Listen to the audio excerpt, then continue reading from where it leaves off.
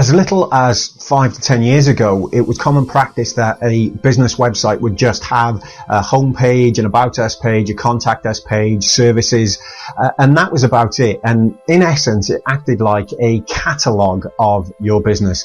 Very little information on there. There was no real way for a user to interact and find out more and get in-depth knowledge. And actually, you'll be surprised that there are hundreds of thousands of these websites that are still out on the internet.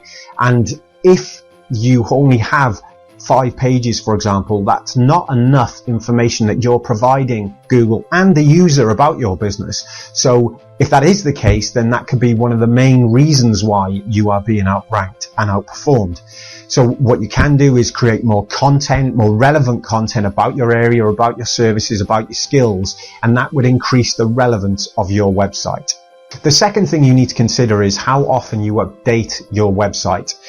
It is common practice for Google to want relevant and fresh information to provide its users. That's why it provides Google News. That's why it includes tweets in the Google search index, because it wants to provide relevant and fresh information. If your website is static, if there's no updates, if nothing's been happening for 6 months, then it becomes dormant. It moves back in the search engines. What you want to do is create relevant content so that Google is encouraged to come back to get more about what you're producing, and then it can index that website more often, and that will encourage more users to the website. The length of the content that you produce is also very important.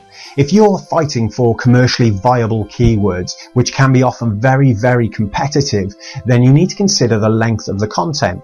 If you look behind me right now, this is research from a survey that was conducted in over 1,000 keyword phrases that suggested that in order to rank in the top 10, you needed to have over 2,400 words on that page in order to rank. That means that you need to add more to the content.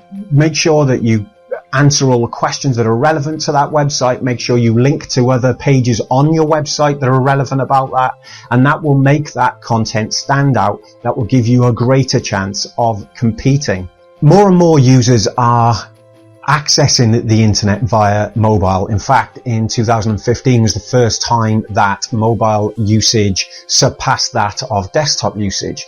So if a user is using mobile to access the internet and get information, you need to think about the experience that they're receiving for 2 reasons. Firstly, Google said back in April that they would penalize sites that do not provide a mobile responsive website. But the second element is that it needs to be for the user. As I said, if the user can't do that, then it's a bad experience, that they're literally just going to jump off the website and find a website on their phone that makes it easier for them. So that is maybe why your competitor's website is outperforming yours if theirs is mobile and yours is not. If you have any questions, please feel free to get in touch. If not, as I said, go to the page below by clicking on the button and access my free report that tells you how to create a website that sells.